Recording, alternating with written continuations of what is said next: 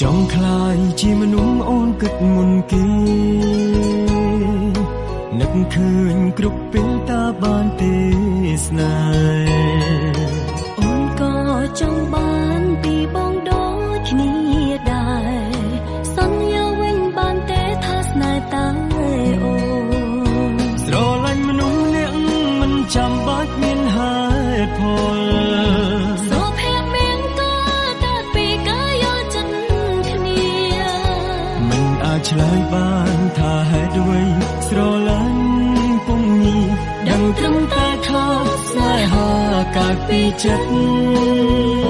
ស្រឡាញ់មនុស្សអ្នកមិនចាំបាច់មានហេតុផល